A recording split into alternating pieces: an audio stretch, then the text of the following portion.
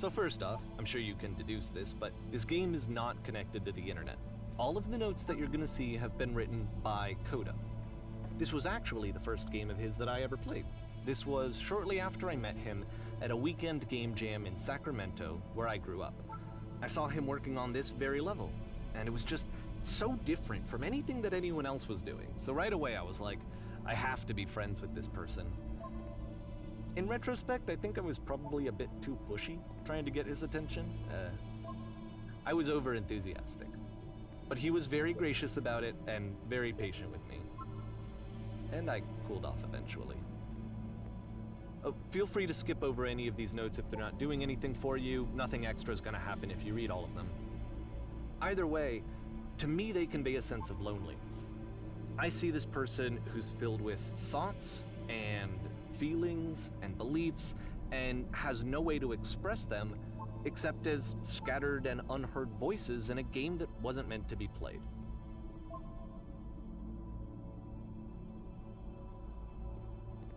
But it's ironic, isn't it, that in playing this game and seeing how alone Coda often felt, that we get to know him better and actually kind of connect with him.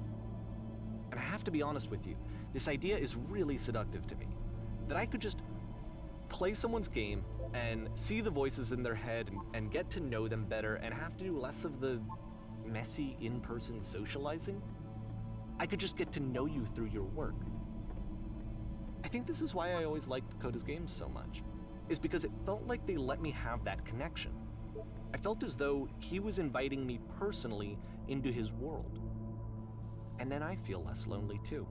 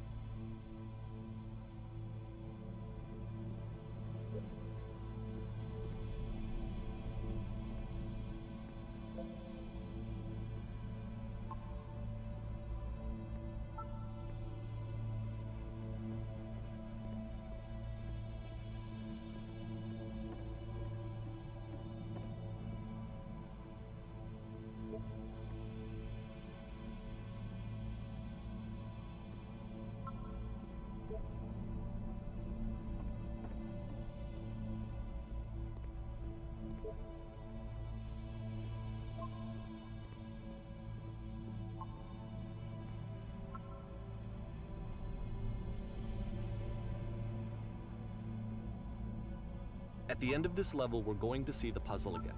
And here, I'll tell you what I think the puzzle means. Each of these games represents an idea that was on Coda's mind at the time that he was making it. And the puzzle is a way of closing the door on a previous chapter of his life before moving on to the next one. In each of his games, after exploring a theme that, he might find difficult, Coda can then place this puzzle that he knows has a reliable solution, he understands exactly how it works, and so it gives him a simple mechanism for moving on. And because there's this dark area between the doors, a space between spaces, before you move on, you get to pause. Just for a moment, a few seconds to reflect on and let go of the events that led you here. To step back and connect the pieces together, to grasp at that elusive bigger picture.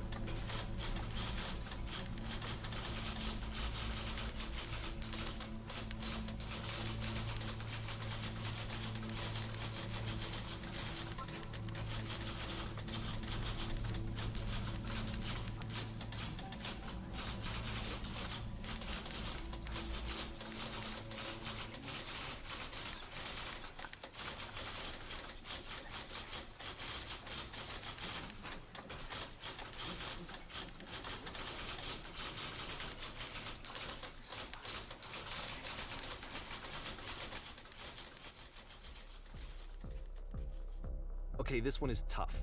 It's gonna kind of just spin its own wheels for a few minutes. Hang with it.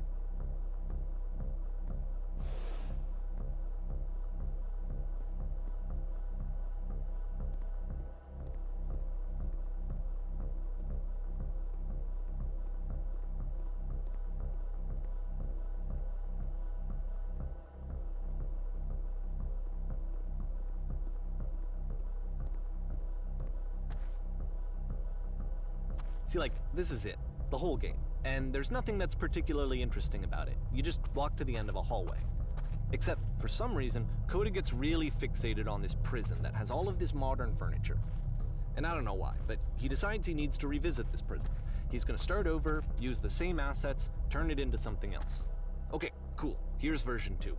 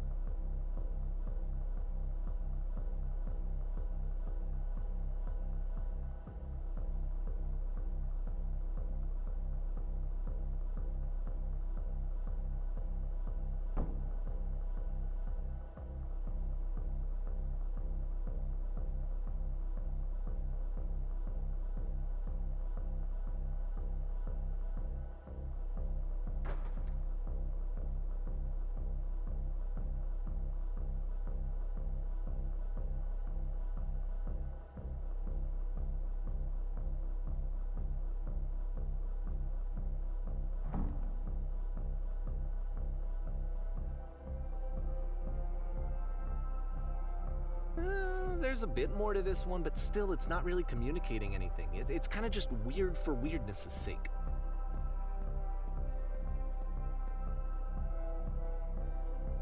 So okay, he throws it out and starts over. This time he comes at the prison idea from a different direction.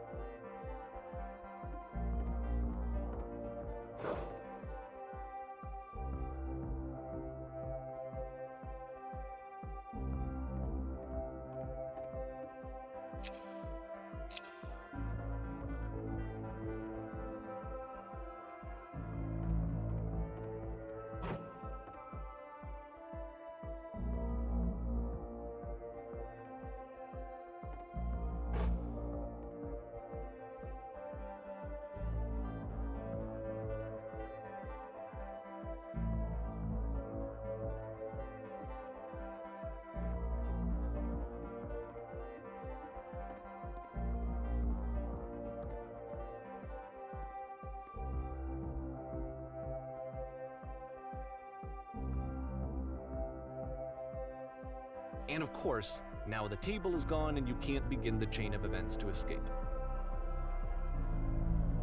Here's a version where there are no bars, but you can't actually get to the well. And then a version where the inside of the prison is the outside and the outside is the inside. Let me just blink you real quick through a few more of these. I mean, he really unloaded on this prison idea. There's nearly a dozen of them. Personally, I think it's awful to watch this, to see a person basically unraveling through their work. And for what? Like, at what point do you just go, maybe there are game ideas other than this prison that I could be working on?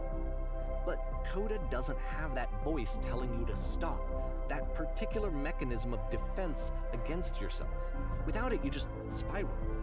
And so he keeps going and going and going and going and going, and then he hits on something. And he likes it.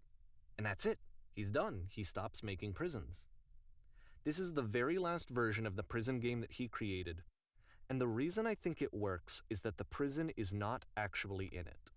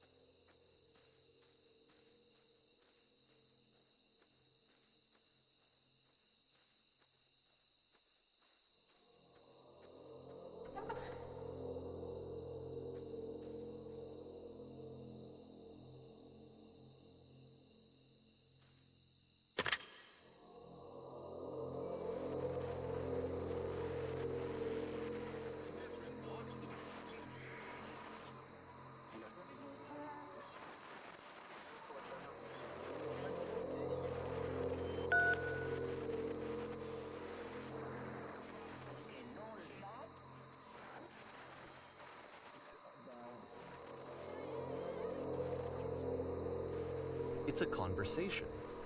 And so this is what Coda wants, is to be able to talk to someone, to share what's on his mind, and to get some good advice from someone who knows. But the irony is that even in this scenario, you're still talking to yourself. You know, all of these games so far are Coda talking to himself.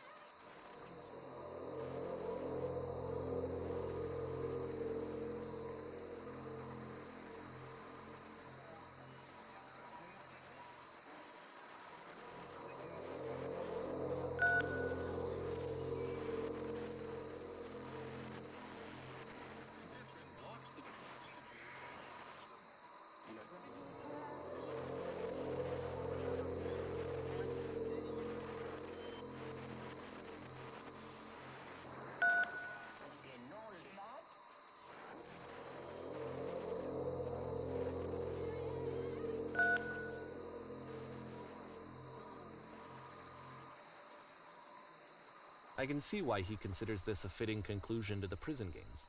After all of the obsession and frustration, just to be told by someone you can trust that things are going to be okay. Wouldn't that be nice? So what would it look like if Coda wanted to make a game about talking to someone other than himself?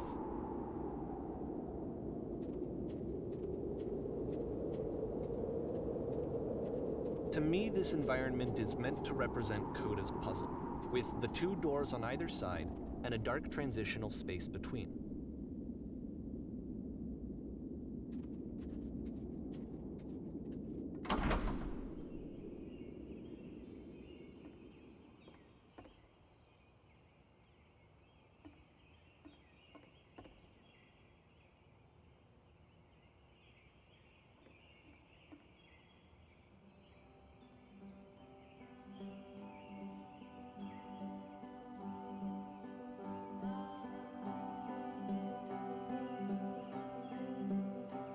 You'll notice that the quality of the art is a step up from previous games, including this new and improved chat system, which he started using from this point on.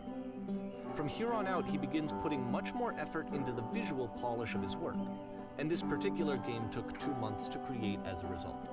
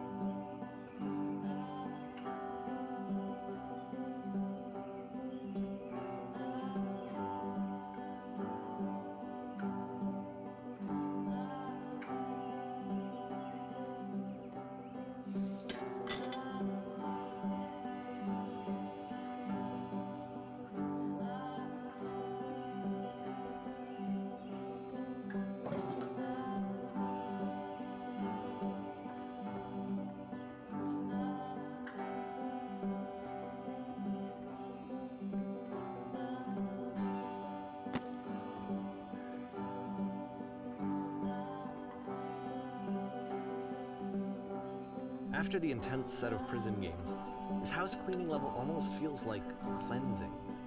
It's the moment after a particularly difficult or traumatic experience where you just need to let it sit and digest inside of you, and eventually cohere into something meaningful.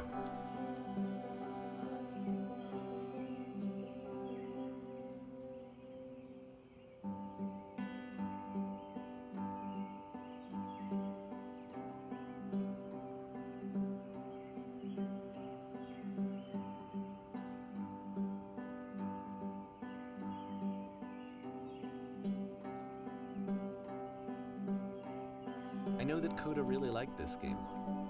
Of all of his work, actually, this was the only one that he called me up to ask me to come over and look at it. This was during a period of a few months where he was like grossly happy all the time, just walked around with a constant smile on his face.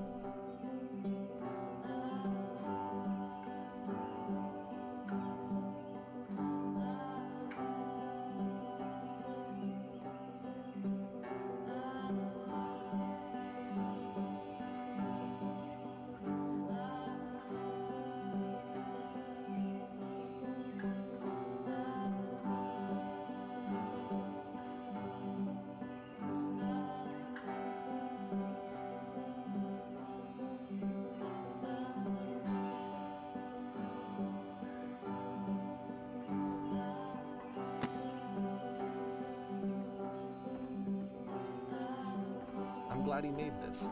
I'm glad he found some peace.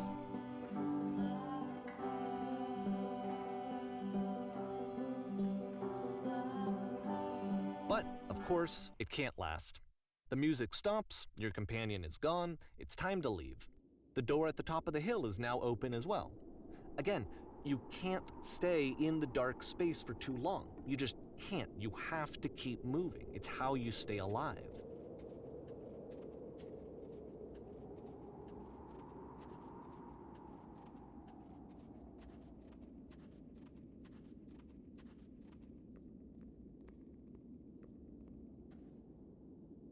Which is the whole point of the puzzle doors, right? That sooner or later you have to pick up and move. I really thought that was the point of it.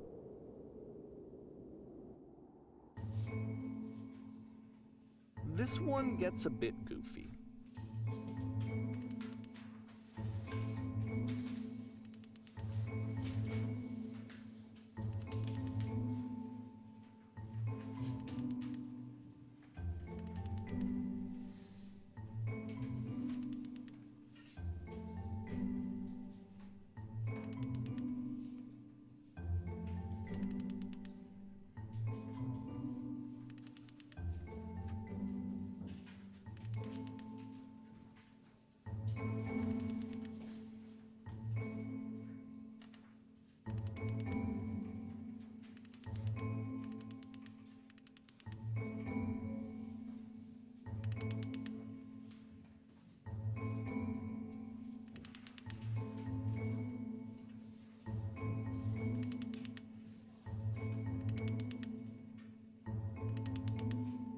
About halfway through the game, the perspective shifts.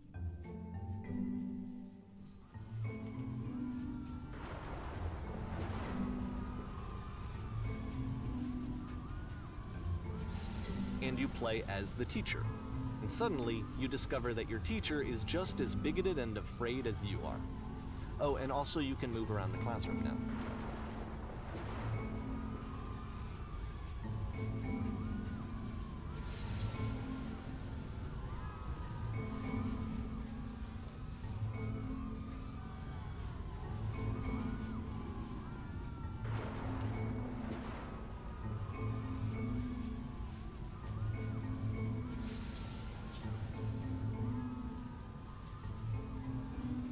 I fell pretty hard for this one. I feel like it's one of the most relatable experiences that you can have. To assume that some other person is perfect and totally fulfilled in every way, and completely miss all of the little flaws that make them painfully human.